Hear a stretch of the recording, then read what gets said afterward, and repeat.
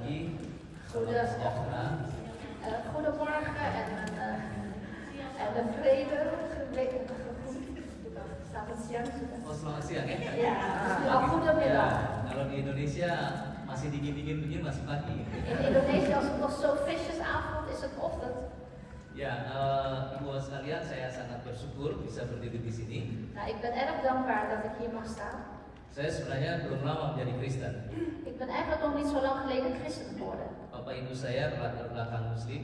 Mijn ouders hebben de achtergrond van de moslim. Pada tahun 1973, In 1973, saat saya 9 tahun, toen ik 9 jaar was, mereka dibaptis werden zij gedoopt. dan membawa 4 anaknya.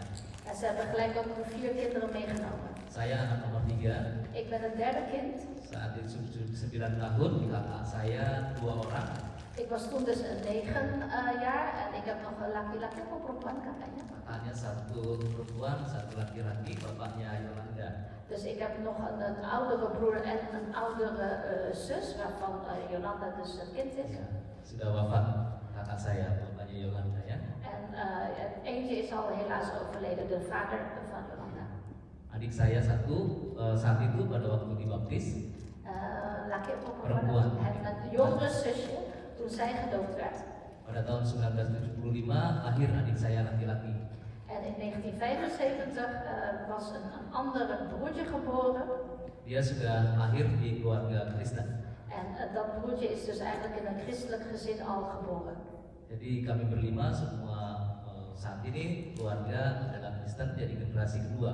En wij zijn dus nu eigenlijk de tweede generatie christenen. Ya, saya sangat bersyukur Dus ik bisa ben, dipilih oleh Tuhan dus ik ben untuk werkelijk bersama-sama dankbaar dat ik door de Heer ben uitverkoren om di gezamenlijk. dalam persekutuan Kristen, dan Tuhan menuntun hidup saya sehingga saya bisa berdiri di sini. Dus dat ik echt uitverkoren ben om in een christelijke familie te worden en dat de Heer me uitverkoren heeft om hier te staan. Beberapa hari terakhir saya sejak tanggal 9 pergi dari Jakarta, tanggal 10 dan 11 di Stuttgart. En ik vertrok de 9e vanuit Jakarta en op de 10e en 11e was ik in Stuttgart. Ada rapat dengan lembaga Alkitab di Jerman. En we hadden een vergadering met de Bijbelgenootschap in Duitsland. Tanggal 12 sampai tanggal 17 saya mengikuti sidang raya UBS. En van de 12e tot en met de 17e heb ik eigenlijk een soort UBS-conferentie bijeen. United Bible Societies Dus dat is dus United Bible Society, heb ik bijgewoond. yang memiliki anggota 146 lembaga Alkitab di dunia. En 146 Bijbelgenootschappen wereldwijd zijn daar lid van. Salah satunya adalah lembaga Alkitab Indonesia Eén daarvan is dus de Indonesische yang Bijbelgenootschap. sudah berdiri 69 tahun Die al 69 jaar bestaat. dan meneruskan pelayanan lembaga Alkitab Belanda, lembaga Alkitab Inggris, dan lembaga Alkitab Irlandia. En we zijn dus ook een onderdeel van de andere Bijbelgenootschappen van de Nederlandse, de Engelse en de Ierlandse. Terjemahan pertama Alkitab di luar Eropa adalah di Nusantara sebelum Indonesia ada tahun 1629. Dus de eerste Bijbelse vertaling buiten Europa, dat is de Riboer. Dat was 629. in 1698 of zo. Dat was dus in Nusantara, dus wat eigenlijk Indië was. Ya, jauh sebelum Indonesia ada, seorang pegawai VOC Dus voordat Indonesië bestond, dus namens de VOC kwam dan iemand daar. Albert Cornelius Ruil. En hij heette dus Albert Cornelius Ruil. Ruil. Ya, menerjemahkan Matius bahasa Belanda ke dalam bahasa Melayu. En hij heeft dus het boek Matthäus van het Nederlands vertaald naar het Maleisisch. Dia bukan pendeta, bukan teolog, bukan rohaniawan. Hij was geen theoloog, hij was ook geen voorganger, maar hij was gewoon een christelijke man. Tapi dia pegawai perusahaan yang tergerak hatinya untuk bersaksi tentang Yesus Kristus kepada orang-orang yang berbahasa Melayu. En hij was eigenlijk een gewone salarisman eigenlijk, maar hij was bewogen om de Nederlandse Bijbel te vertalen naar het Maleisisch. Mulai dari saat itu 1629, lalu kemudian muncullah terjemahan-terjemahan yang lain. terjemahan bahasa Jawa, terjemahan bahasa Batak, dan terjemahan bahasa-bahasa yang lain di Indonesia. Dus vanaf 1692 begon het dus vertaald te worden in het Maleisisch en vervolgens in andere stammen, taalstammen, dus Javaans en Batak taal. Sampai saat ini Indonesia memiliki 724 bahasa lokal. In Indonesië hebben wij 724 lokale talen. Dari 724 bahasa itu baru 40 bahasa lokal ada Alkitabnya. Van die 724 lokale talen hebben pas 24 vertaald naar hun eigen taal. Tetapi ada 112 bahasa lokal yang sudah tersedia perjanjian baru saja. En in 112 talen is het Nieuwe Testament al vertaald. Kita memiliki PR untuk memenuhi perjanjian lamanya supaya ada utuh perjanjian lama dan perjanjian baru dalam berbagai macam bahasa di Indonesia. Dus we hebben eigenlijk een groot huiswerk. Wij moeten eigenlijk ervoor zorgen dat zowel het Oude Testament als het Nieuwe Testament in die vele talen, volkstalen eigenlijk vertaald worden. Tidak mudah membuat terjemahan Alkitab oleh karena untuk perjanjian lama membutuhkan 15 tahun dan perjanjian baru membutuhkan 5 tahun proses penerjemahannya. En het is heel moeilijk natuurlijk, want het proces om het Oude Testament te vertalen kost 15 jaar en het Nieuwe Testament vertalen kost 5 jaar. Mengapa begitu lama? Mengapa tidak memakai Google Translate saja? En waarom duurt het zo lang? Waarom kun je niet gebruik maken van Google Translate? Tidak bisa karena harus mengacu kepada bahasa asli Alkitab, yaitu bahasa Ibrani, bahasa Arab, dan bahasa Yunani. Het is niet makkelijk, dat kan gewoon absoluut niet, want je moet uitgaan van de oorspronkelijke taal, van het Hebreeuws, van het Grieks en ook van het Arabisch. Tidak bisa orang biasa yang menerjemahkan, harus orang yang berkaliber pendidikan tinggi dan ada syarat-syarat yang harus dipenuhi oleh tim penerjemah. En je kan niet zomaar gewoon een sterveling het laten vertalen, maar het moet echt iemand van een hoge kaliber zijn, die verstand heeft ook van de Bijbel en de Bijbelse termen die het kan vertalen. Alkitab membutuhkan 20 tahun prosesnya. En de Bijbel heeft 20 jaar tijd om, het proces duurt 20 jaar zeg maar. Dan Lembaga Alkitab Indonesia pernah menghitung biayanya selama 20 tahun itu sekitar 3,2 miliar rupiah. En de Indonesische Bijbelgenootschap, als je dan in rupiahs gaat tellen, kost het 300 berapa? Berapa miliar? 3,2 miliar. 3,2 miljard rupiahs. Dalam euro murah ya. Tidak Hoeveel is dat sampai. in euro om het Ja. proces van vertaling? Terjemahan bahasa Indonesia di bawah sekalian 1974 terbitan bahasa Indonesia itu diterbitkan 1974 yang oleh Lembaga Alkitab Indonesia. Jadi hampir 50 tahun yang lalu. Dus bijna 50 jaar geleden, in 1974, was de eerste vertaling van de Indonesische Bijbelgenootschap. Karena beberapa alasan, maka Alkitab harus dimutakhirkan. En vanwege verschillende redenen eigenlijk moest het allemaal weer opnieuw herschreven worden. Proses pemutakhiran selama 20 tahun. En dat duurde dus 20 jaar lang. Dan baru terbit diluncurkan tahun ini pada tanggal 9 Februari di Jakarta. En eigenlijk is het dus nu vrijgegeven, dit jaar in Jakarta op 9 februari jongstleden. Belum ada edisi digitalnya, baru edisi cetak. En we hebben nu nog geen digitale versie, maar wel de geschreven alleen nog. Dan selalu ada stikernya, ada terjemahan baru edisi 2. En Dan er is ook een sticker, dus dit is de tweede editie. ada buku penjelasan singkat. Er is ook een klein boekje over de uitleg. Apa perbedaan antara yang 1974 dengan yang 2023 ini? En eigenlijk staat in het boekje de verschillen, wat is het veranderd of herzien ten opzichte van 1974 vertaling. Saya tidak bisa membawa banyak-banyak Alkitab Ik kan helaas niet zoveel bijbels meenemen, karena bagasi bisa over dan mahal sekali. want anders heb ik overweight in mijn bagage en het kost best wel veel Saya geld. hanya membawa hari ini satu Alkitab, nanti saya berikan kepada Pak Pendeta Ik heb dus bersama één dengan meegenomen en ik penjelasan zal het singkatnya.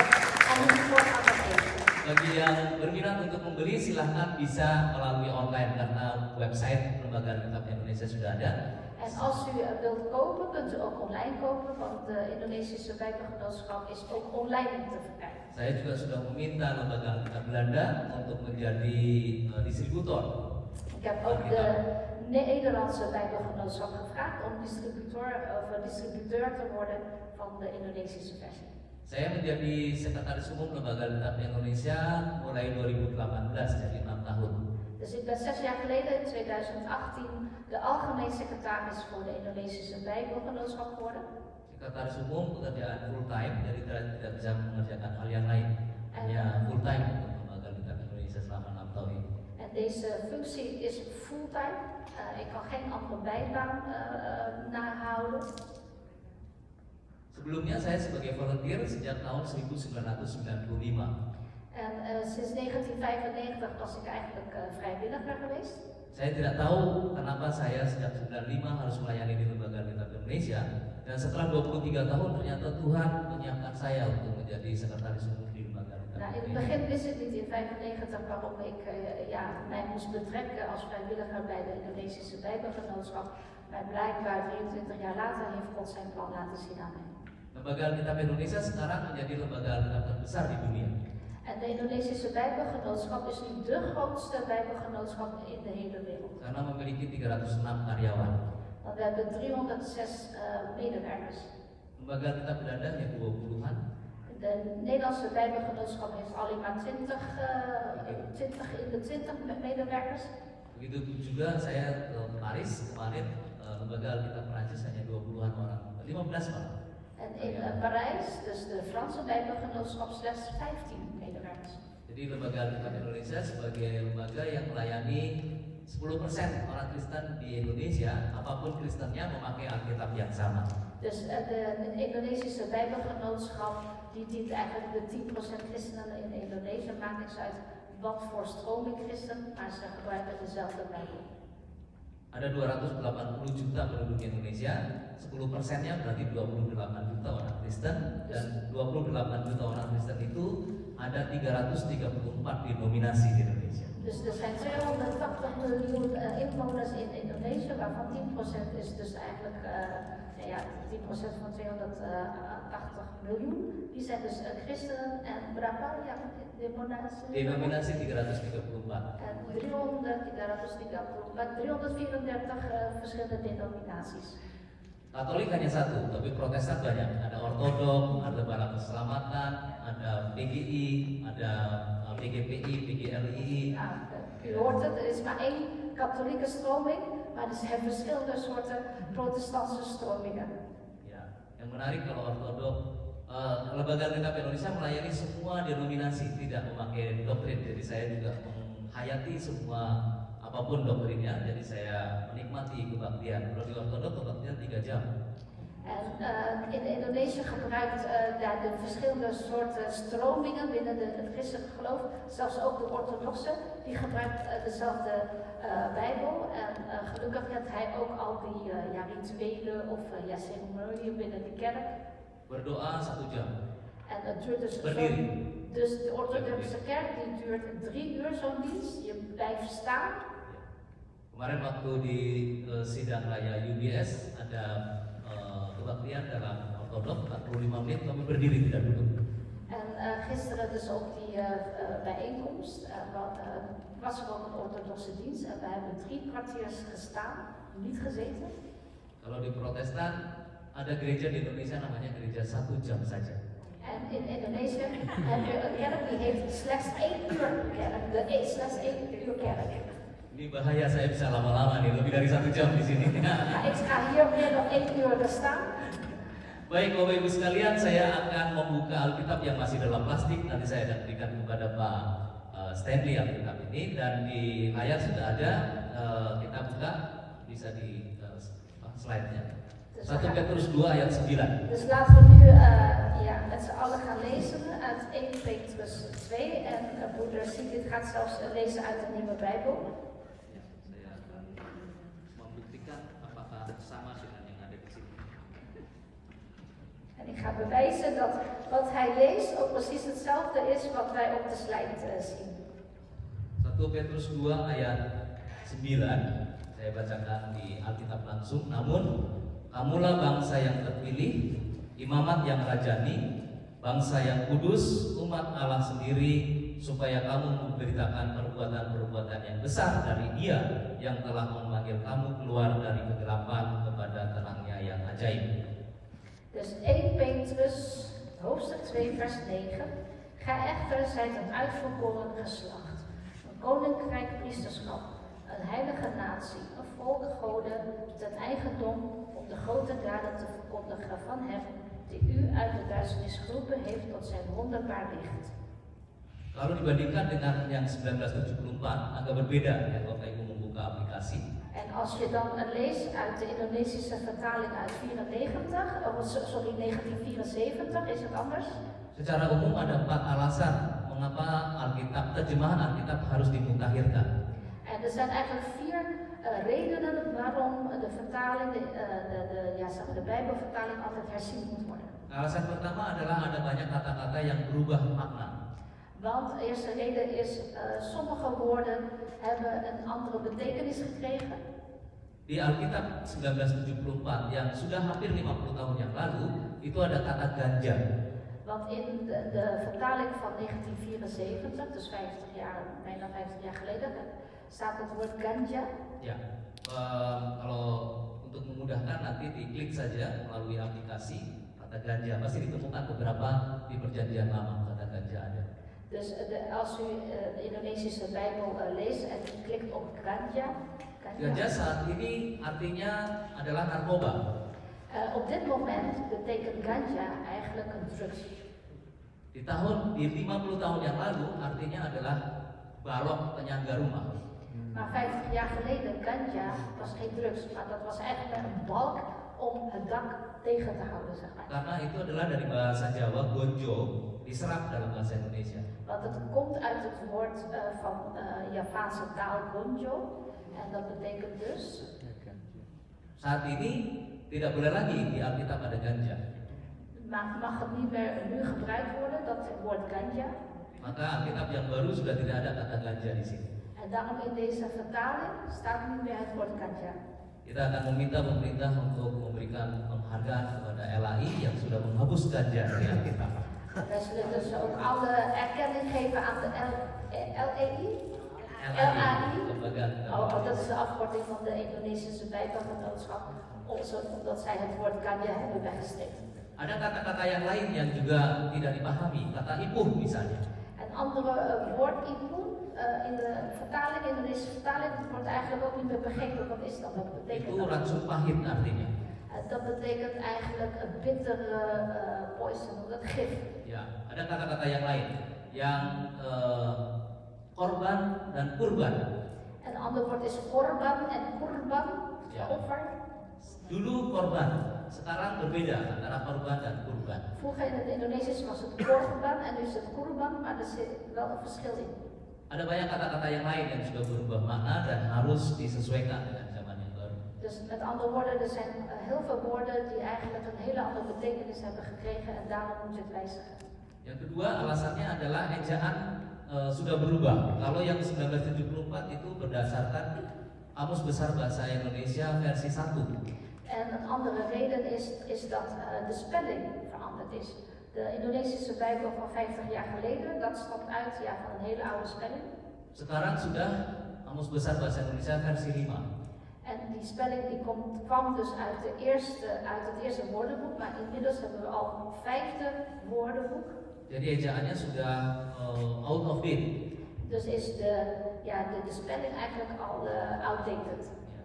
Lalu alasan yang ketiga adalah ada ilmu penerjemahan yang terus berkembang sehingga membutuhkan melihat ulang lagi apakah masih relevan.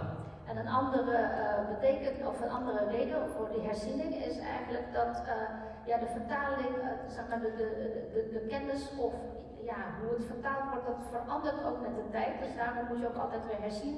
Betekent het nog altijd hetzelfde. Misalnya kata eklesia. Bijvoorbeeld ecclesia. Di Alkitab yang lama semua diterjemahkan menjadi jemaat. In de oude vertaling, als het woord ecclesia staat, werd het standaard vertaald als de gemeente. Tapi sekarang kalau jemaat itu besar, itu diterjemahkan menjadi gereja. Maar nu, als die gemeente al groot is geworden, wordt het ineens een kerk.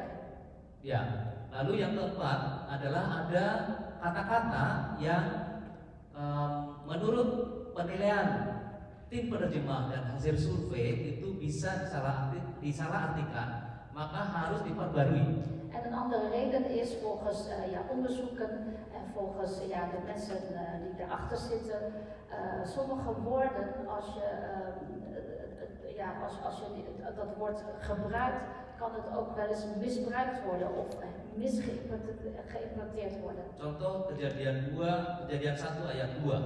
Bumi berbentuk dan kosong, gelap gulita meliputi samudra semesta. Kalau yang di 1974 itu samudra raya. Dan roh Allah melayang-layang di atas permukaan air. Itu dari mana sekali lagi? Dari Kejadian 1 ayat 2. Ayat 2. Dus Genesis 1 vers 2. Dus in de Indonesische vertaling, hij legde uit het verschil wat in de Indonesische vertaling is, maar bij ons is het de aarde nu was woest en ledig en duisternis lag op de vloed en de geest Gods zweefde over de wateren.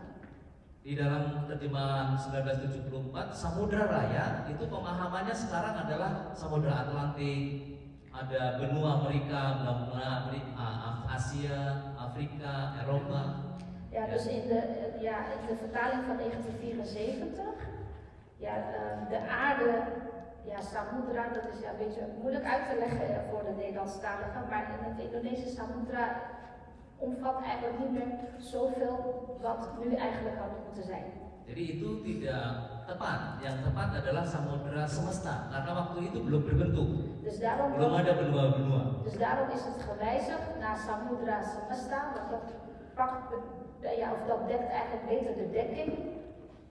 Ya, itu 4 alasan mengapa harus diperbarui. Jadi sekali lagi ada yang bertanya, lalu yang lama diapakan? Kalau di Indonesia ada pertanyaan biasanya, ada 3 pertanyaan. Pertama, Pak, kan sudah ada yang baru, apakah ada program tukar tambah? En in Indonesië wordt ook altijd gevraagd, meneer, kan ik eigenlijk ook inruilen voor de oude Bijbel inruilen voor de nieuwe en dat ik eigenlijk een soort korting krijg of zo? Ya, jawaban dari Lembaga Alkitab Indonesia adalah sebaiknya jangan ditukar karena Alkitab itu sudah mendampingi kita selama hampir 50 tahun. En wat ons antwoord is van nee, je mag het niet inruilen, want die Bijbel, die eerste Bijbel, die heeft ons eigenlijk al 50 jaar bijgestaan. Ditambah saja. Dus je moet het eigenlijk alleen maar toevoegen. Jadi jangan tukar tambah. Dus niet gaan inruilen. Tapi tambah saja. Maar alleen maar toevoegen. Lalu pertanyaan kedua biasanya apakah ada versi digitalnya? Yang tadi saya sudah jawab. Saat ini belum ada. En de andere vraag is er ook een digitale versie? En ik heb gezegd nee, die is er nog niet. Apakah akan ada dalam bentuk digital? Iya akan ada, tapi tidak buru-buru karena ini harus dipastikan dulu semua umat mendapatkan Alkitab cetak dulu supaya tidak salah paham. En komt er dan wel een digitale versie? Ja, die komt er zeker, maar geen haast, want allereerst moet de geschreven versie uitgedrukt worden. Ya, kalau dibutuhkan dalam kebaktian bisa kembali lagi ke slide yang pertama tadi. Ini tidak bersumber pada Alkitab digital, tapi saya ambil yang 1974, lalu saya perbarui kata-kata sesuai dengan ada yang yang baru, Alkitab baru. Jadi tadi yang pertama ya. Ja, 1 Petrus tadi. 1 Petrus, ya 1 Petrus 2 We gaan ayat even terug 1. naar 1 Petrus 2 vers 9. Dan gaat hij nu even uitleggen wat daar is herzien. Ya, ini adalah satu ayat yang sangat mengena dalam hidup saya.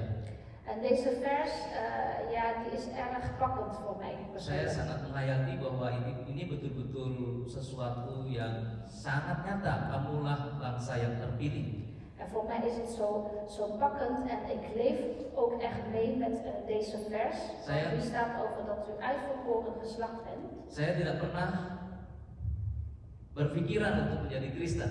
Want ik heb nooit eerder gedacht dat ik een christen zou worden. Waktu kecil saya belajar Al-Quran. Toen ik klein was heb ik de Al-Quran geleerd. Pulang sekolah saya selalu ke langgar atau ke masjid. Want na schooltijd ging ik altijd naar de moskee toe. Walaupun kebanyakan main-main tidak mengaji. En terwijl, ja, eigenlijk in de moskee heb ik meer gespeeld dan dat ik de gebeden Tapi op setidaknya liep. itu adalah lingkungan saya. Maar dat kwam eigenlijk door mijn omgeving. Pada tahun 1973 bapak saya dibaptis dan kami hidup di bawah garis kemiskinan waktu itu karena saya kemana-mana tidak pakai alas kaki sampai SMP. Saya sekolah tidak pakai sepatu, tidak pakai alas kaki. En toen Kampung kami miskin. en toen in 1973 mijn vader gedoopt werd, leefden we eigenlijk heel erg arm. Ik had zelfs geen schoenen, ik moest altijd blootvoets lopen. Pada waktu dipanggil maju untuk baptis, saya pinjam sandal teman saya di belakang untuk supaya tidak malu ke depan karena tidak pakai alas kaki. En toen ik opgeroepen werd om gedoopt te worden, heb ik de sandalen van een vriend van mij geleend, zodat ik niet blootsvoets en niet beschamend zeg maar gedoopt werd. Karena kalau maju ke mimbar mesti harus lebih sopan kalau memakai alas kaki. Want als je voor het altaar staat, is het eigenlijk ook beschaafder als je sandalen hebben of schoenen hebben. Saya menghayati betul bahwa itu bukan karena saya yang memilih, tapi Tuhan yang memilih saya untuk maju ke depan dan dibaptis. Dus ik kon mij echt inleven dat niet ik was degene die gedoopt wilde worden, maar eigenlijk dat de Heer mij geroepen heeft om mij te laten dopen. Saya dalam proses hidup saya yang Tuhan pimpin dan sertai terus. En in mijn proces, in mijn levensproces eigenlijk, dat de Heer mij altijd geleid en begeleid heeft. Saya merasakan satu perubahan yang sangat signifikan. Heb ik ook een significante verandering meegemaakt. Saya yang hidup yang tidak pernah bayangan bisa kuliah, bisa perguruan tinggi, bisa sampai kemana-mana, saya tidak pernah membayangkan. Dus ik heb mij nooit eerder kunnen voorstellen dat ik uiteindelijk een hele hoge opleiding kon krijgen, van een goede, dat ik zelfs ook kon reizen en dat soort dingen. Tapi sejak di baptis dan ikut sekolah minggu, saya terus berproses dengan Alkitab dan Alkitab inilah yang membuat saya berbeda dari teman-teman saya yang tidak membaca Alkitab. En nadat ik gedoopt werd, ging ik mij dus echt verdiepen in de Bijbel.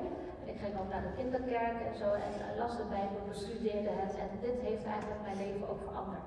Jadi bangsa terpilih itu bukan hanya bangsa Israel yang ada di perjanjian lama, tapi saya dan Bapak Ibu sekalian semua adalah bangsa terpilih. Dus het uitverkoren volk is niet alleen het volk Israël, maar dat zijn ook u en ikzelf. Saya pribadi sampai hari ini belum pernah ke Israel.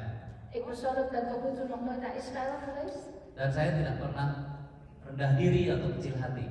Maar ik ben daar eigenlijk nooit treurig om. Karena saya yakin saya juga bangsa terpilih seperti mereka. Want ik ben van overtuigd, ook ik ben het uitverkoren volk zoals zij. Imamat yang rajani. En ik ben dus priesterlijke koninkrijk. Saya merasakan bahwa orang-orang Kristen di Indonesia khususnya En ik voel de christenen, met name zij in Indonesië. Jumlahnya sedikit, tidak sampai 10%. Dus aantal christenen in Indonesië is heel klein, nog geen eens 10%. Tapi siapapun pemerintahnya, selalu ada orang-orang Kristen di posisi-posisi kunci. Maar wie ook regeert, wie in het kabinet zit, er zitten altijd wel christelijke mensen. Tuhan memakai sangat luar biasa. En God gebruikt hen ook buitengewoon. Tidak pernah jadi presiden.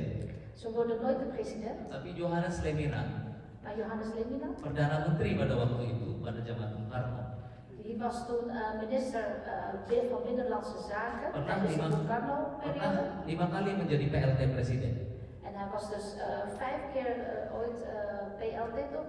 pelaksana tugas, pengganti sementara. Oh, vice-president. Ya, Oh, ja. pengganti sementara karena Presiden Soekarno ke luar negeri. Ja, en hij was weliswaar geen de president, maar wel de vice-president. Ya, Presiden Soekarno pernah keliling 40 hari di luar negeri. Want Sukarno die had al een keer 40 dagen rondgereisd in het buitenland. Dan yang waktu itu menggantikan sebagai presiden adalah orang Kristen. En de vice-president die dus optrad namens de president was een christen. Pada zaman Soeharto, meskipun pemerintah itu tidak begitu baik ya pada akhirnya, tetapi pada saat-saat kunci, pada saat-saat pengambilan keputusan dan posisi kunci, di sana ada orang Kristen yang ikut berpengaruh. En tijdens de regering van Suharto, als dat het niet goed was, Maar er waren ook christelijke mensen die hele belangrijke sleutelfuncties hadden. Ada dua jenderal yang Twee sangat generalen berpengaruh di Indonesia. bijvoorbeeld. Twee generalen bijvoorbeeld heel respectabel. Satu Jenderal TB Simatupang, Simatupang yang kedua Jenderal LB Murdani. en Murdani, de andere generaal. Ya, yang pertama Kristen, yang kedua Katolik. Ene is een christelijke generaal en de andere een katholieke. Menteri Keuangan pada waktu itu adalah Radius Prawiro. En Radius Prawiro, de minister van Financiën. Dia sama-sama dari GKJ. Saya dibaptis di Gereja Kristen Jawa. Pak Radius Prawiro juga di Gereja Kristen Jawa. Zoals deze meneer hier, ook die minister van Financiën kwam van de Javaanse christelijke kerk. Ya, begitu ganti presiden, selalu ada orang-orang Kristen yang imamat rajani. Dus Yang dipilih. zodra de verandering was van presidentschap, was er altijd ook wel christelijke mensen in het koninkrijk priesterschap. Dan itu penghayatan saya menjadi semakin yakin bahwa firman ini bangsa yang kudus. En dat maakt me eigenlijk nog overtuigender. Kita- Dat hier staat in deze vers, we zijn het volk dat geheiligd is. Kita orang-orang berdosa semua, Want wij zijn allemaal zondaren, tapi Tuhan kuduskan. maar God heeft ons geheiligd. Kudus itu artinya diistimewakan, diberikan satu tempat tertentu, disingkirkan. En geheiligd zijn betekent eigenlijk dat je opzij wordt gezet om in een speciaal voor jou ingerichte plek te zijn. Makanya dalam tradisi kita di gereja itu ada selalu pengampunan.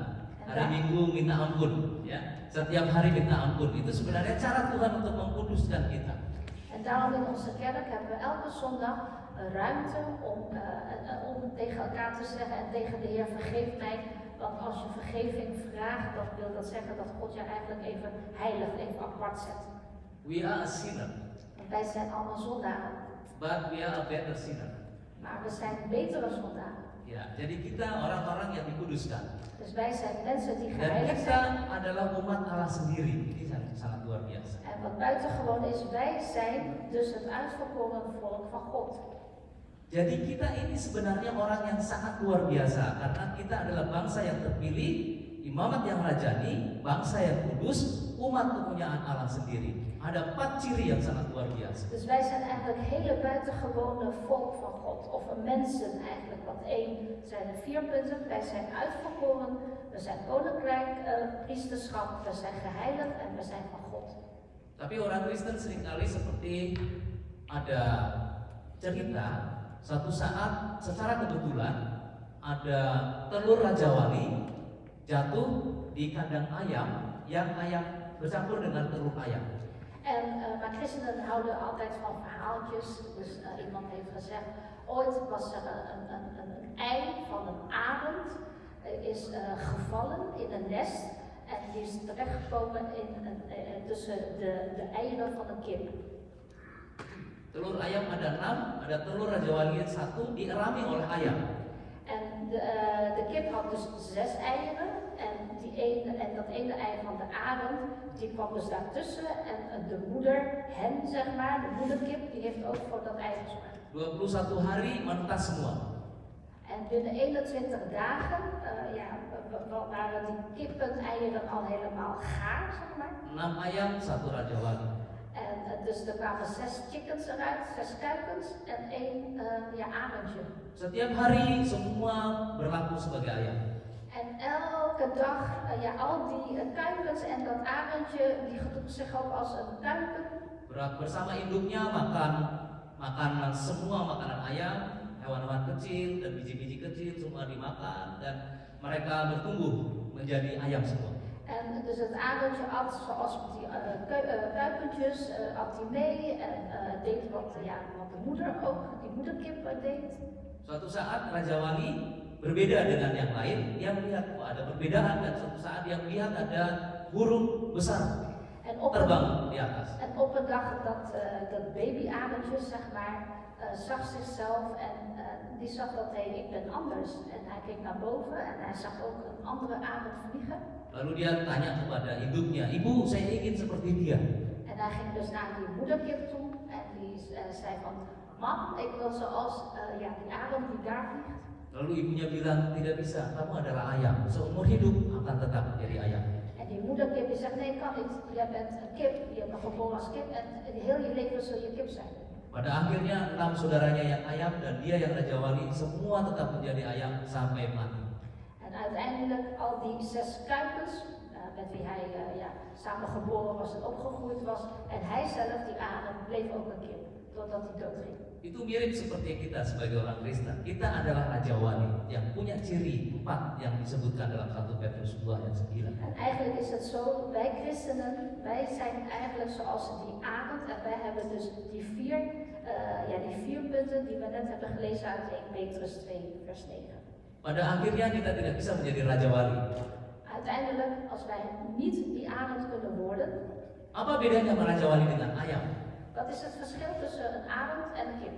Dikatakan di sini, yang berbeda adalah kamu memberitakan perbuatan-perbuatan yang besar dari Dia, yang memanggil kamu keluar dari kegelapan kepada terangnya yang ajaib. Het grote verschil is tussen een kip en een arend is, hier staat het, om de grote daden te verkondigen van Hem die u uit de duisternis geroepen heeft tot zijn wonderbaar licht. Ada banyak orang Kristen yang tidak berani melakukan ini, En heel veel christenen durven dit niet te doen. karena dia berpikir seperti ayam. Omdat hij denkt, ja ik ben een kip. Kalau dia berpikir seperti Raja Wali, maka dia akan lakukan ini. Maar als hij denkt, Memberitakan perbuatan-perbuatan yang besar, bukan yang kecil. maar als hij denkt als een arend, dan zal hij grote daden doen en geen kleine daden.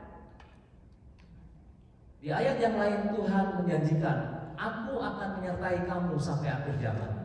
En in een andere vers staat ook van, ik zal met jou zijn tot het einde der tijd. Tidak ada umat yang begitu dipilih Allah, yang begitu disertai Allah, karena kita memang punya Allah sendiri. En geen andere volk is zo, zeg maar, gezegend door God dat hij ons ook altijd nabij is. Di slide berikutnya, dalam konteks Lembaga Alkitab Indonesia, En een andere slide. ya, lanjut. Ya, jadi di tengah-tengah itu transformasi personal dan kultural. Dus in het midden ziet u de transformatie, persoonlijke en culturele transformatie. Itu adalah sasaran akhir dari pelayanan Lembaga Alkitab Indonesia melalui Alkitab ini. En dit is dus eigenlijk het laatste doel van de Indonesische Bijbelgenootschap via deze Bijbel die herschreven is. Ini adalah ekspresi dari orang-orang yang sudah dipilih Allah untuk melakukan hal ini, transformasi personal dan kultural. Dus deze herziene versie van de Bijbel is eigenlijk geschreven door mensen die dus deze transformatie, de persoonlijke en de culturele, in hun achterhoofd hebben. Untuk bisa sampai ke situ, Lembaga Alkitab Indonesia melakukan yang 3 hal dan di atas: availabilitas Alkitab, aksesabilitas Alkitab, dan kredibilitas Alkitab. En om dus wat in het midden staat te kunnen bereiken, hebben ze dus die 3 andere die daaromheen staan, hebben ze bereikt of hebben ze uitgevoerd. Dus de availabilitas, dus dat is de beschikbaarheid van de Bijbel, de accessibility, dus het is de toereikbaarheid, bereikbaarheid en de credibiliteit. Ya, Tiga itu harus dilakukan melalui 6 aktivitas, yaitu penerjemahan, lalu produksi, lalu menyebarkannya, lalu mengupayakan pelibatan atau engagement, lalu advokasi, lalu ministry. Ada 6 yang harus dilakukan Lembaga Alkitab Indonesia. En er zijn ook 6 andere activiteiten die de Indonesische Bijbelgenootschap hebben moeten doen om dit allemaal te bereiken. Dan 6 itu lalu bisa membuat orang menjadi berubah. En door deze 3 activiteiten kunnen mensen dus ook veranderen. Saya kalau tidak dipilih oleh Allah, Als ik niet gekozen zou worden door God, saya tidak mungkin sampai di sini. zou ik niet hier kunnen staan.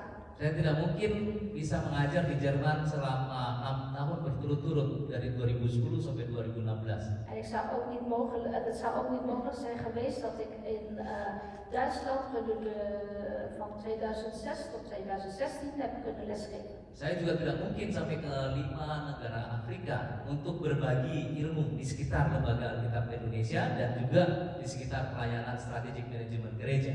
En het zou ook niet mogelijk zijn geweest dat ik naar Afrika ging om mijn kennis over de Bijbel met hen te gaan delen daar. Pada waktu 2018, Lembaga Alkitab Indonesia meluncurkan Alkitab bahasa Yali di Papua. In 2018 heeft de Bijbelgenootschap een Bijbel uitgegeven in de Papua-taal. Apa namanya? Yali. Yali. Yali is een taal van de Itu Papua. sangat pelosok di sana. Jadi untuk menuju ke sana itu ada dua cahaya, ada dua cara. En het is echt een hele inheemse plek, zeg maar. Je kan alleen maar op 2 manieren naar die plek toe. Memakai pesawat kecil selama 45 menit Een vliegtuig gebruiken gedurende 45 minuten atau jalan kaki 5 hari. of 5 dagen lopen. Ya. Dan di sana tahun 90-an itu masih ada perang suku. En toen daar in dat gebied in de jaren 90 was er ook nog een oorlog tussen de stammen. Tradisinya kalau yang kalah itu musuhnya dimakan. En de traditie daar, als een stam verloren heeft, ja, dan werden ze opgegeten door een stam dat gewonnen heeft. Tapi 2018 sudah ada Alkitab dalam bahasa Yali yang sudah diterbitkan dan diterjemahkan 29 tahun oleh tim Lembaga Alkitab Indonesia, dan 2018 sudah tidak ada lagi perang suku, semua saling mengasihi dan semua menjadi Kristen. Nou, in 2018 kwam dus die Bijbelse, Indonesische Bijbeltaal van de Yali, van die mensen van Papua. En de mensen van de genootschap die hebben 90 jaar gewerkt aan die vertaling. En het resultaat is dat sinds 2018 ook geen oorlogen meer zijn tussen die stammen. Slide saya terakhir. Mijn laatste slide. Ya, karena bukan gereja ortodok yang 3 jam ya. Jadi, waktu saya sudah lewat atau masih sedikit waktu ya, slide terakhir ya. Tindakan konkret kita untuk bisa menjadi orang Kristen yang sesuai dengan 1 Petrus tadi adalah setidaknya ada 3 hal. Dus eigenlijk, wat moeten wij concreet doen? Welke concrete stappen kunnen wij doen? 3 punten hier, zodat wij uit 1 Petrus 2 vers 9 kunnen worden. Yang pertama, mensupport pekerjaan misi baik yang dilakukan oleh lembaga maupun kelompok atau pribadi-pribadi. Dus allereerst is eigenlijk support geven, steun geven aan de missie van het werk van de genootschap. Dilakukan oleh die zowel de genootschap doet als eigenlijk persoonlijke groepen. Yang kedua, bisa terlibat langsung pekerjaan misi sebagai volunteer di lembaga-lembaga sosial, rumah sakit, sekolah, penjara, panti asuhan, panti werda, dan bahkan sampai ke lembaga Alkitab Indonesia, memerlukan tenaga Bapak Ibu dan saudara. En het tweede punt is, u kunt als vrijwilliger gaan werken aan de missie. En zoals missie van de LAI, die actief is in ziekenhuizen, scholen, gevangenissen en weeshuizen enzovoorts. Want de LAI, dus de genootschap, die heeft echt vrijwilligers nodig. Yang ketiga, bisa menjalankan misi di profesi atau pekerjaannya masing-masing, karena kita dipanggil di pekerjaan kita masing-masing menjadi teladan dalam hidup benar, mengajak orang untuk mengenal Yesus dan kehidupan yang damai sejahtera serta hidup kekal. En derde punt is eigenlijk een persoonlijke missie die u zelf kunt doen. Want u kunt een toonbeeld worden, een toonbeeld worden op hoe het is om rechtvaardig te leven. En zodat ook andere mensen naar Jezus gebracht kunnen worden door de manier van hoe u leeft. Ya, slide terakhir. En de laatste slide. Ini lagu Bersinar yang sangat saya gemari dan saya berharap kita bisa semua melakukannya. En dit is een lied wat deze meneer Gitaris bisa. heel erg van houdt. Tidak bisa. En het heet Bersinar, dat heet coba. wordt het licht of zo? Kalau tidak salah pakai C. Yesus menginginkan daku bersinar baginya, dimanapun ku berada, ku memenangkannya. Bersinar, bersinar, itulah kehendak Yesus. Bersinar, bersinar, aku bersinar terus. Mari. Yesus menginginkan daku bersinar baginya,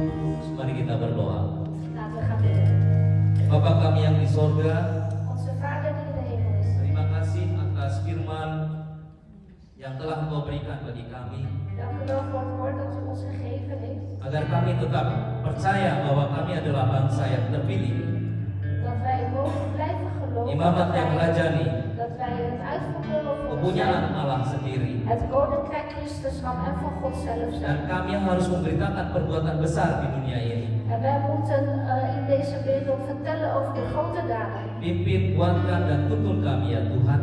Leid en begeleid ons, Heer. Berkati kami, Zegen ons, agar nama Tuhan terus dimuliakan. zodat de naam van de Heer door maar blijft verheerlijkt worden. Kiranya kasih karunia Tuhan Yesus Kristus, En mogen de genade en liefde van onze Heer Jezus Christus berkat dari Allah Bapa, en de zegen van God de Vader dalam persekutuan Roh Kudus, en in de gemeenschap van de Heilige Geest menuntun kita semua ons allemaal leiden dari saat ini sampai selama-lamanya. vanaf dit moment tot in eeuwigheid. Amin. Amen. Saya akan berikan Alkitab kepada Pak Sandy. Pak Riki. Pak Riki.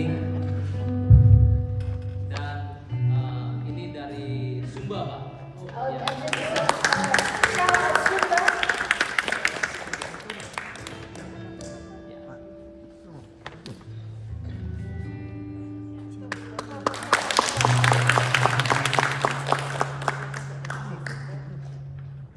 Dan ini Alkitab yang terbaru.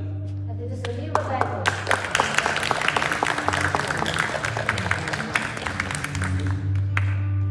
Oke.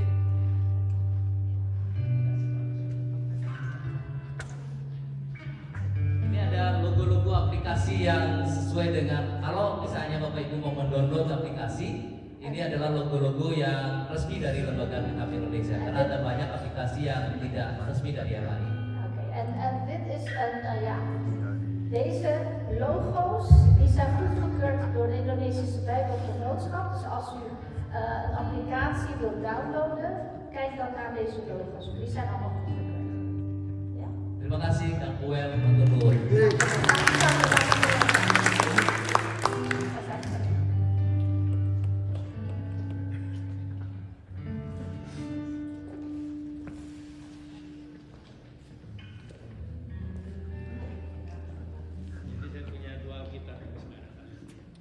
Ik heb nu 2 Bijbels, zegt Parini. Puji Tuhan. Prijs de Heer. Kita beri tepuk tangan sekali lagi. Kita percaya bahwa kita mendapat satu berita yang baru saat ini. En ik geloof dat wij nu een nieuwe boodschap hebben gekregen. Kabar baik yang baru. En een nieuwe goede boodschap. Di mana sekarang kita baru tahu sejarah singkat Alkitab. Dus nu hebben wij gehoord in het kort over de geschiedenis van de Bijbel. Alkitab yang selama ini kita baca, yang kita miliki kurang lebih 50 tahun. Dus de Indonesische Bijbel bedoelt hij, die al meer dan 50 jaar Dan in ons bezit is. berapa generasi yang turun menurun.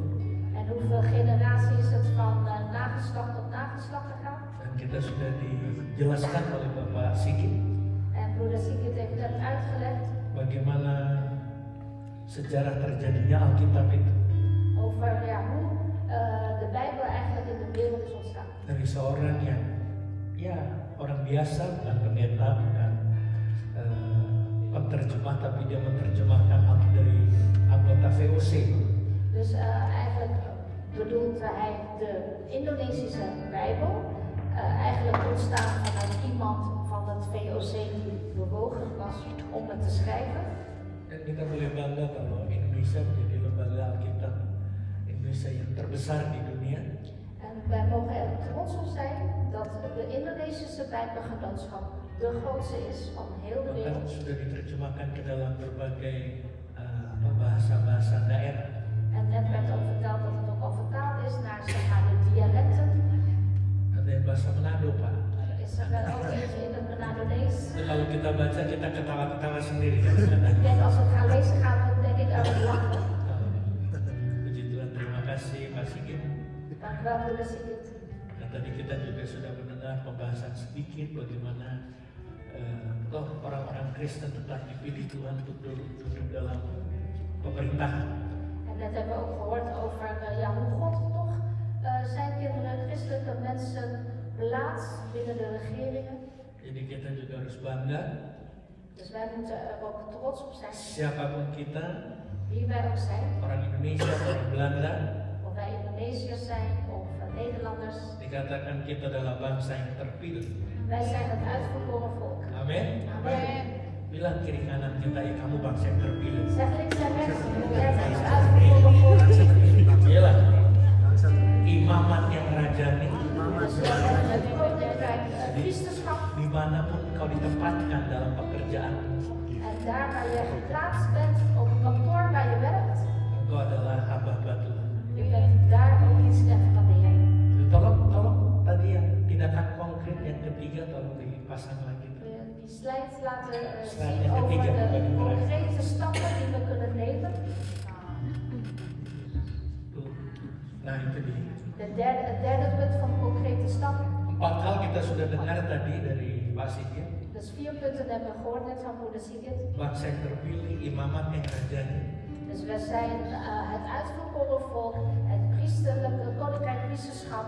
Bangsa yang kudus. En we zijn het heilige volk. Kita adalah kepunyaan Allah sendiri. En we Wah, zijn luar biasa. van God. En we zijn zelf ook eigendom van God. Kita harus sadar bahwa kita ini miliknya Tuhan. Dus wij moeten ons van bewust zijn, wij zijn van God, wij zijn zijn eigendom. Itu sebabnya kita harus beritakan perbuatan-perbuatan yang besar dari Dia.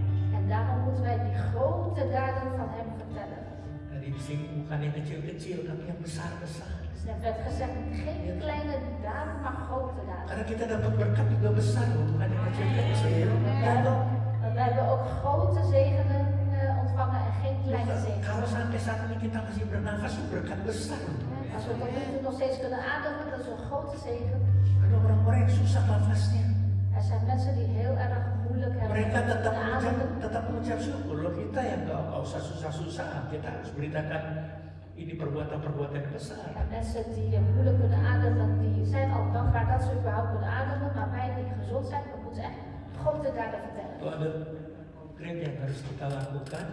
Dus nogmaals, de punten van de concrete stappen die we kunnen Mensupport maken. pekerjaan misi.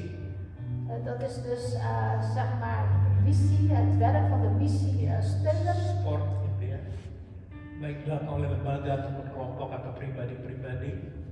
Of het nou zeg maar die missie uitgevoerd wordt door de genootschap of door de verschillende persoonlijke groepen. Yang kedua dia bilang terlibat langsung pekerjaan misi di lembaga-lembaga sosial seperti rumah sakit, sekolah, penjara. En het tweede punt is, ja, betrek je bij de sociale activiteiten van de genootschap. Di beberapa jemaat kami ada yang juga kerja di panti-panti kayak ya orang-orang sakit gitu ya. Een paar van onze gemeenteleden werken ook inderdaad voor verzorgingstehuizen. Ini juga pekerjaan misi. Dit is ook een werk met de missie. Ada yang kerja di pemerintahan juga ya. Er zijn ook mensen die voor de regering werken. Gospel. In de gospel. Ya. Gospel itu gosok-gosok dan ngepel. Gospel is gosok-gosok en ngepel, oftewel ja, boenen en schrobben. Tapi belum ada yang sampai bekerja di penjara. Maar we hebben nog niemand die in de gevangenis werkt. Mungkin bahasa kita juga agak susah untuk bahasa Belandanya gitu. Want misschien ja, is het voor ons qua taal ook moeilijk om bij te werken. Gitu. Walaupun misalnya ada yang udah bisa bahasa Belanda, ya coba daftarlah ke rumah sakit sebagai ini ya, vrijwilliger juga boleh kan? Dus als u al goed Nederlands kunt spreken, meld je aan als vrijwilliger in het ziekenhuis bijvoorbeeld. Nah, kemudian menjalankan misi di profesi atau pekerjaan masing-masing. Nah ini. En dan missie, je missie op het werk zeg maar uitvoeren. Seandainya kita tidak bisa masuk dalam bagian yang kedua, En als het moeilijk is om in de tweede stap te kunnen komen, di mana kalian ditempatkan dalam pekerjaan atau profesi kalian? maar daar waar u geplaatst bent door de Heer, wat uw beroep is, waar u werkt, Harus jadi teladan. u moet daar waar u werkt toonbeeld Saya zijn. senang katakan menjadi teladan dalam hidup yang benar. En die staat ook een toonbeeld zijn in hoe uw leven rechtvaardig is. Of Untuk rechtvaardig leven. menjadi teladan aja sih semua bisa, tapi untuk menjadi teladan hidup yang benar ini nggak gampang. Dus om een voorbeeld te zijn voor anderen is het misschien wel makkelijk, maar een toonbeeld zijn dat uw leven rechtvaardig is, ja, dat is moeilijk. Mereka akan lihat kata-kata kita, tindak tanduk kita itu. Want mensen zullen letten op wat u zegt en wat u doen en laten is. Bahkan mengajak mereka untuk mengenal Yesus. En breng hen ook naar Jezus toe. Mengajak orang untuk mengenal Yesus. En zodat zij Jezus gaan kennen. Saya 2 kali bilang gini, belum ada yang bilang amin, Pak. Iemand zegt nog Apa? amen. Ini perlu diajar dulu dididik. Karena biasanya cuma ngajak orang kemana gitu, jalan kemana, tapi untuk mengenal Yesus jarang gitu ya. Mungkin saya tidak tahu. Ja, ik weet het niet, maar het is natuurlijk makkelijker om mensen gewoon mee te nemen ergens naartoe dan om mensen mee te nemen zodat ze Jezus kennen. Tapi hari ini kita disadarkan untuk mengajak orang mengenal Yesus ya, amin. En daar zijn we van bewust gemaakt dat wij mensen moeten brengen om Jezus te leren kennen. Nah, ada satu hal yang ingin saya lakukan saat ini mungkin jarang, mungkin juga belum pernah saya lakukan. Er is iets wat ik misschien zelfs nog nooit eerder heb gedaan. Untuk mensupport pekerjaan misi. Om zeg maar te steunen dat werk met missie. Jadi saya beri kesempatan buat kita untuk memberikan pekerjaan misi saat ini digeser dulu sedikit. Ya. Jadi ini untuk misi. Dus die tweede box, dat is voor Ja. de missie. Siapa yang tergerak silahkan bisa datang ke sini untuk memberikan atau mensupport pekerjaan misi. Dus wie zich bewogen voelt om zeg maar te steunen dat werk met de missie. Kita nggak usah ke Indonesia, nggak usah ke Jerman atau ke Paris, nanti lewat bapak Sigit aja kita berikan lah. Dus we hoeven niet naar Indonesië, naar Parijs te gaan of naar Duitsland, maar we kunnen duidelijk het werk voor God geven via broeders. Tunggu dulu, nanti kita nyanyikan itu, saya mau berdoa dulu ya. Maar wacht even, we gaan eerst ook bidden en zingen. Tidak dipaksa nih, kayaknya belum pernah saya lakukan Pak, jadi saya mohon maaf gitu ya, untuk jemaat juga. Dus dit heb ik nog nooit eerder gedaan, dus excuses ook richting de Saya akan gemeente. berdoa, Ik ga bidden. kalau kita mungkin tidak masuk terlibat langsung pekerjaan misi, at least kita support pekerjaan misi. Dus als wij niet direct zeg maar betrokken kunnen worden in dat werk met de missie, we kunnen in ieder geval het steunen. Sekali lagi yang tergerak. Nogmaals, als u zich bewogen. Kalau yang tidak tergerak nanti saya gerakkan langsung buat kami. En als u zich niet bewogen voelt, zorg ik er wel voor dat u zich Mari kita bewogen gaat berdoa. voelen. Bapa dalam surga dalam nama Yesus. Vader in de hemel, in de naam van de Heer Jezus. Tuhan, kami sudah mendengar firman.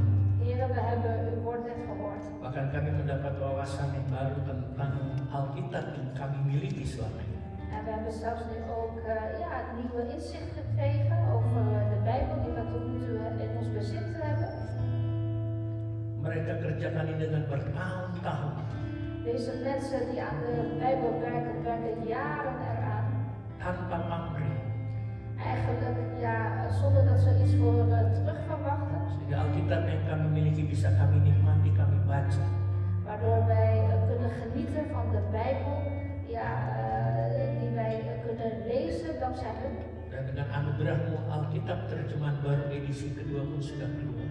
En dankzij uw genade is er een herziene versie van de Indonesische Bijbel uitgedrukt. Karena kata-kata ini harus disesuaikan dengan zaman sekarang ini Tuhan. Want de woorden in sommige stukken moeten aangepast worden, Heer. Sebabnya hari ini Tuhan kami juga tergerak untuk memberikan pekerjaan misi. En daarom, Heer, voelen we ons vandaag ook bewogen om te steunen dit werk met de missie.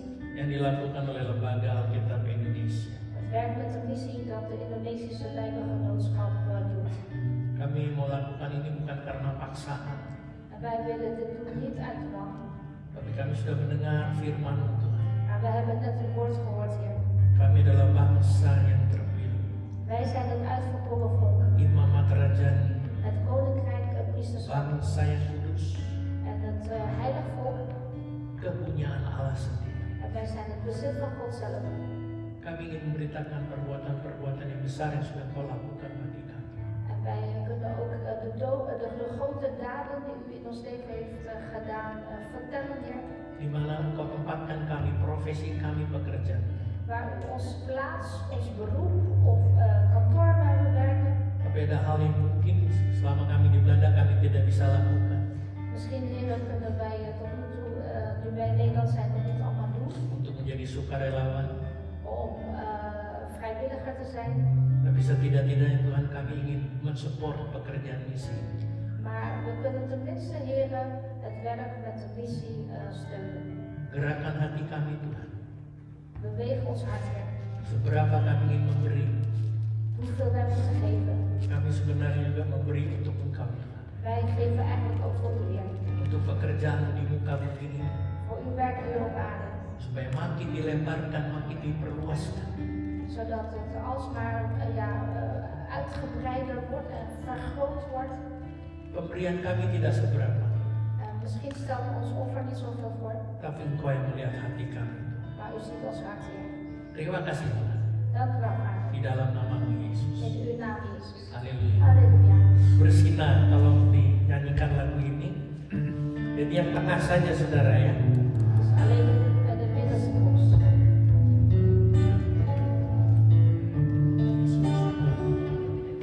Yesus menginginkan dalam bersinar baginya. Dimanapun ku berada, ku mengenalkannya. Bersinar, bersinar, itulah kehendak Yesus. Bersinar, bersinar, aku bersinar terus. Bersinar, bersinar, bersinar, bersinar, itulah kehendak Yesus. Bersinar. Mari makin berdiri. Bersinar, aku bersinar terus. Ini lagu lama Pak, jadi kami jarang nyanyikan. Mohon maaf. Excuses, het is een oud liedje dat wij nooit zingen eigenlijk. Haleluya. Mari kita satukan hati kita untuk berdoa dan menerima berkat Tuhan. Laten we onze harten één maken om te bidden en Gods zegen te ontvangen. Terima kasih Tuhan sekali lagi untuk firman-Mu yang sudah kami dengar dan kami terima. Dank u wel, Heer, nogmaals voor uw woord dat we hebben gehoord en ontvangen. Dan kami juga mau mendoakan untuk hamba-Mu Bapak Dr. Sigit Triyono En wij willen ook graag bidden voor uw dienstknecht, broeder en dokter Sigit Triyono, yang telah Engkau utus melayani gereja kami di tempat ini. die u uitgezonden heeft hier om ons te dienen. Bukan satu kebetulan kalau Engkau mengutus hamba-Mu untuk melayani tempat kami.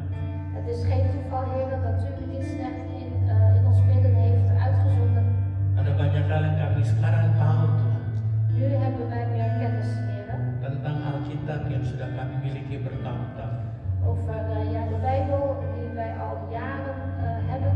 Bahkan lembaga Alkitab itu sendiri.